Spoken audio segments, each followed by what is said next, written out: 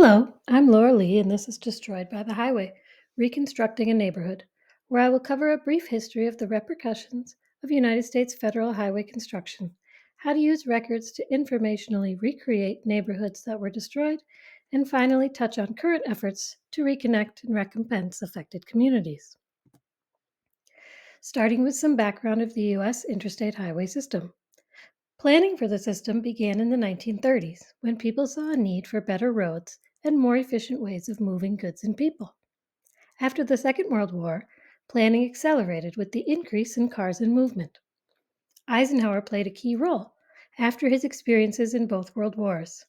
He saw the American Army struggling to move supplies when they joined the First World War and how vital quality roads were to military movements during the Second World War.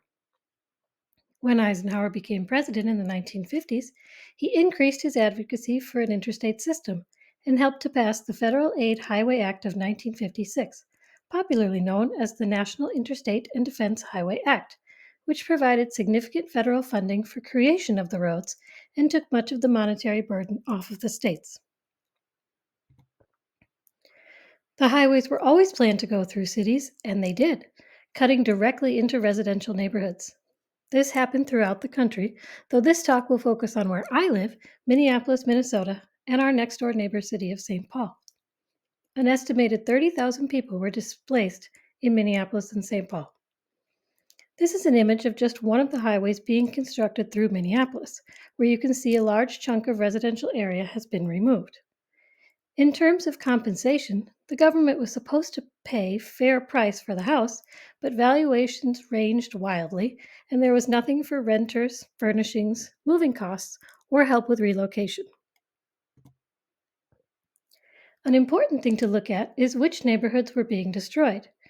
In Minneapolis, areas where highways were built housed around 27% of the city's white population, but 82% of its black population, who were much more affected by the highway construction. Similarly, in St. Paul, 1 out of every 8 Black residents lost a home to highway construction. Many of the people displaced had more difficulty relocating due to racist housing policies and practices, such as restrictive racial covenants in real estate listings or discrimination by sellers in neighborhoods. This image is a map of Minneapolis showing where the highways were built and that choices were made to curve around certain areas and go through others. A bit about how I came to this topic. On the left is my great grandparents' house in Minneapolis, where they lived with my grandparents and also rented out to boarders. My father spent the first 5 years of his life living here, and this is my grandmother sitting in front. On the right is a picture from the newspaper of the same house being torn down in 1959 to make way for the highway. So, what records can we use to learn about the neighborhoods that were destroyed? When studying an area, it's always important to look at historical maps. The map on the top is a government planning map for one section of the highway, showing the 30 blocks that needed to be taken for construction. I've enlarged it to show the one block of 12 houses I focused on as a street study. My grandparents' house is the corner house on the left. Another useful map collection in the United States are the Sanborn maps used for fire insurance. They give details about the structures, and I was able to find the street numbers of houses that no longer exist. Local atlases and plat maps also provide more detail on land ownership and how the city acquired sections of land. There are several types of property records to use in a neighborhood study. Ownership records include abstracts of title and deeds to learn about the history of ownership and land transfer. Permits detailing work done on the land or house are another useful source. Minneapolis has permit index cards, which don't show ownership but do provide information on whether each house in my study was wrecked or moved to a new location. This is the permit index card for my great grandparents' house, where you can see it was built in 1926 and wrecked on the 10th of November 1959. Of the 12 houses on their block, 7 were wrecked and 5 were relocated to another location in Minneapolis. Though the permit index cards don't list ownership, the permits themselves do list owner names.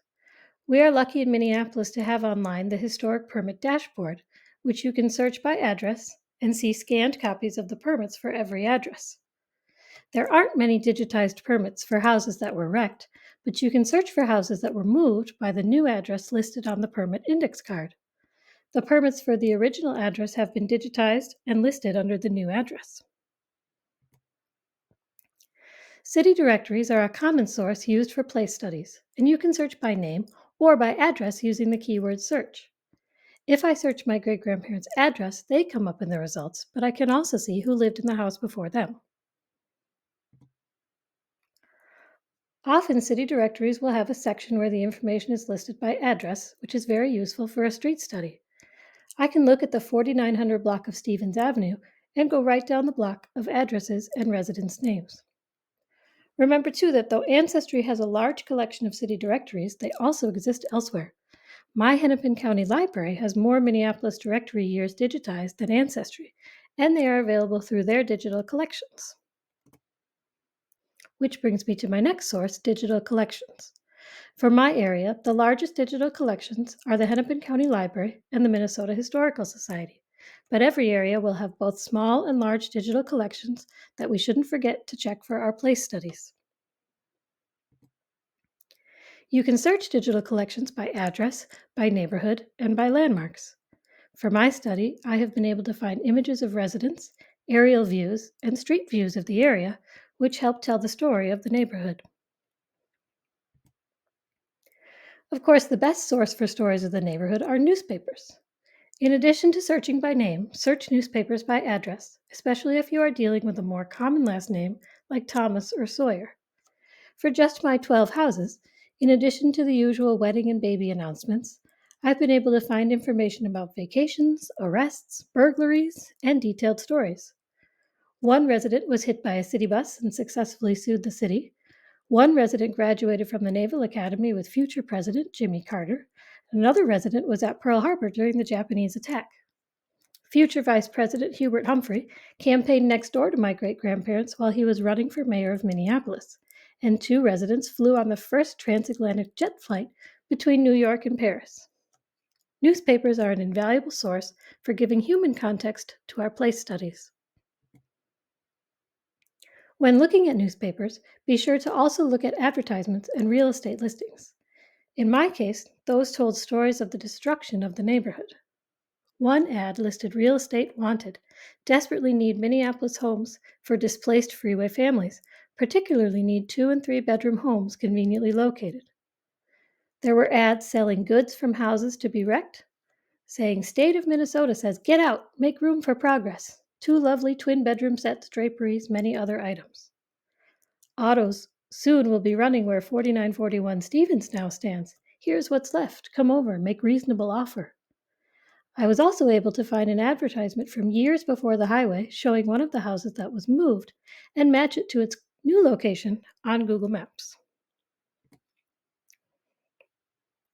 People were upset at the time about the damage being caused by highway construction, but only recently have steps been taken to undo some of the effects. The first step that has been taken is raising awareness of what happened during the creation of the highway system. The subject is being talked about more and more. Minneapolis had a small museum exhibit a few years ago about the effects of highway construction locally and nationally, and articles have been published writing about what happened throughout the country. Several cities are discussing ways to remediate the harm that was caused by highway construction. The Minneapolis 2040 plan is a list of policies that the city would like to work towards by 2040, one of which is freeway remediation. The goal of which is to recover and repurpose space taken by construction of the highway system and use it to reconnect neighborhoods, providing housing, employment, green space, clean energy, and other amenities. Ideas include finding locations where land bridges or highway lids can be used, exploring if parts of the highway can be removed or the embankment land used for other purposes, and considering how proceeds from private development could be paid to people who lost their homes or their descendants. St. Paul is a few steps ahead of Minneapolis on this issue and is already working on action steps. The Rondo Land Bridge and Reconnect Rondo organization are working with city and private partners to create a cap over the highway with green space, housing, and businesses that will reconnect the historic Rondo neighborhood, which was a vibrant African American district before the highway was built. The St. Paul Inheritance Fund provides additional housing assistance to those who would qualify based on income and who are direct descendants of those who lost property during the construction of the highway. Thank you for listening to my brief talk on how to use records to recreate lost neighborhoods. I hope that some of the information is useful outside of Minneapolis for your own one-place study. If you have any questions, you can contact me through my website, lauraleegenealogy.com.